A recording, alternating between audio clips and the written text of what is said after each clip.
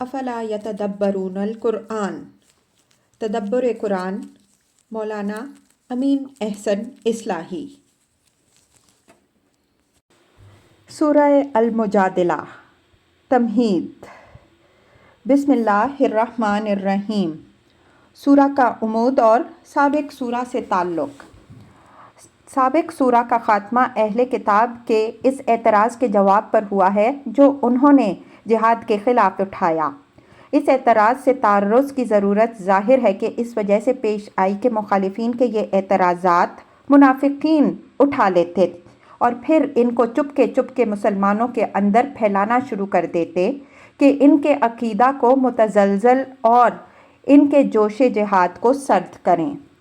اس سورہ کے زمانہ نزول میں معلوم ہوتا ہے کہ منافقین کی یہ سرگرمیاں بہت بڑھ گئی تھیں۔ یہ صورتحال داعی ہوئی کہ اس خفیہ پروپیگنڈا کا سد باب کیا جائے۔ چنانچہ اس سورہ میں منافقین کی اس طرح کی حرکتوں پر نہایت شدت کے ساتھ گرفت بھی کی گئی ہے اور اس کے سد باب کے لیے بعض ضروری تدبیریں اختیار کرنے کی بھی مسلمانوں کو ہدایت فرمائی گئی ہے۔ ساتھ ہی ایک نہایت مؤثر عملی مثال سے یہ سبق بھی لوگوں کو دیا گیا ہے کہ اگر کسی کو اسلام کے سبب سے زندگی میں کوئی مشکل پیش آئے تو اس کو نہایت خلوص کے ساتھ اللہ اور رسول کے سامنے عرض کرے۔ امید ہے کہ اس کی مشکل حل ہونے کی کوئی راہ اللہ تعالیٰ کھول دے گا۔ رہے وہ لوگ جو کسی فرضی یا واقعی مشکل کو بہانہ بنا کر اسلام کے خلاف پروپیگنڈے کی مہم شروع کر دیتے ہیں، وہ در حقیقت اللہ اور رسول کے خلاف محاذ جنگ کھولنا چاہتے ہیں۔ اس طرح کے لوگ یاد رکھیں کہ وہ ذلیل ہو کے رہیں گے۔ اللہ تعالیٰ کا قطعی فیصلہ ہے کہ غلبہ اور سرفرازی صرف اللہ اور اس کے رسولوں کے لیے ہے۔ سورہ کے مطالب کا تجزیہ۔ آیات 1 تا 4۔ ایک مومنہ کے ایک واقعہ کا حوالہ جس کو دین کے معاملہ میں ایک نہایت سخت مشکل پیش آئی، لیکن اس نے دین سے بدگمان و مایوس ہونے کے بجائے اپنی مشکل نہایت خلوص و اعتماد کے ساتھ اللہ اور رسول کے سامنے پیش کی۔ اللہ تعالیٰ نے اس کی مشکل حل کرنے کی راہ کھول دی اور لوگوں کے سامنے اس کے اس مومنانہ اور شائستہ طریقہ کو بطور مثال پیش کیا کہ دین کے سبب سے کوئی مشکل کسی کو پیش آئے تو اس کے حل کا صحیح طریقہ یہ ہے، نہ کہ وہ جو منافقین نے اختیار کیا ہے کہ شریعت کی جس بات کو اپنے نفس پر گراں محسوس کرتے ہیں اس کو اللہ اور رسول کے خلاف خفیہ معاندانہ پروپیگنڈے کا ذریعہ بنا لیتے ہیں۔ آیات 5 تا 8۔ ان لوگوں کی روش سے اظہار بیزاری جو اللہ اور رسول پر اعتماد کرنے کے بجائے دین کے خلاف محاذ آرائی میں سرگرم تھے، برابر دین کے خلاف پروپیگنڈا اور سرگوشیاں کرتے پھرتے اور رسول کی توہین کرتے اور اللہ کی ڈھیل کو اپنے رویہ کی صحت کی دلیل سمجھے بیٹھے تھے۔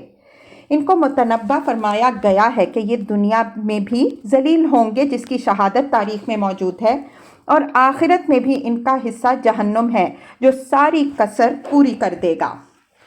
آیات 9 تا 10۔ مسلمانوں کو گناہ، تعدی اور رسول کے خلاف سرگوشی کی ممانعت اور نیکی اور پرہیزگاری کے لیے سرگوشی کی ہدایت۔ ساتھ ہی یہ اطمینان دہانی کہ منافقین ان کے خلاف جو سرگوشیاں کرتے پھر رہے ہیں ان کو وہ خاطر میں نہ لائیں۔ اللہ تعالیٰ کے اذن کے بغیر کسی کی سرگوشی کوئی نقصان نہیں پہنچا سکتی۔ اہل ایمان کے شایان شان رویہ یہ ہے کہ اس طرح کی باتوں سے مبتلا رنج و تشویش ہونے کے بجائے اپنے رب پر بھروسہ رکھیں۔ اللہ مفسدین کے شر سے ان کو محفوظ رکھے گا۔ آیات 11 تا 12۔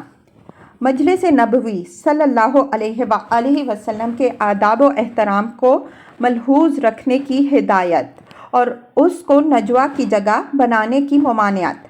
ساتھ ہی نجوہ کی بڑھتی ہوئی بیماری کو روکنے کے لیے مجلس نبوی صلی اللہ علیہ وآلہ وسلم سے متعلق بعض ہنگامی احکام کا اعلان۔ آیت 13۔ ہنگامی ضرورت پوری ہو جانے کے بعد وقتی حکم کی منسوخی کا اعلان، اور اس امر کی ہدایت کے عبادات میں سے ان چیزوں کا خاص طور پر اہتمام کیا جائے جو اس بیماری کے سد باب کے لیے نافع ہیں، جس کے لیے ہنگامی قانون نافذ کیا گیا تھا۔ آیات 14 تا 22۔ منافقین کے اصل مرکز وفاداری کی نشاندہی کہ وہ اللہ کے مغضوب یہودیوں کے ایجنٹ ہیں۔ یہ محض اپنے قول اور اپنی قسموں کے بل پر مسلمانوں کے ساتھی بنے ہوئے ہیں۔ ان کے دل اسلام کے دشمنوں کے ساتھ ہیں۔ یہ مال و اولاد کی محبت میں گرفتار ہیں۔ شیطان نے ان کو اللہ کے خوف اور اس کی یاد سے غافل کر دیا ہے، اور یہ اس کی پارٹی میں شامل ہو کر اللہ کے رسول صلی اللہ علیہ وآلہ وسلم کے خلاف محاذ آرائی میں سرگرم ہیں۔ یہ لوگ بالآخر نامراد ہوں گے۔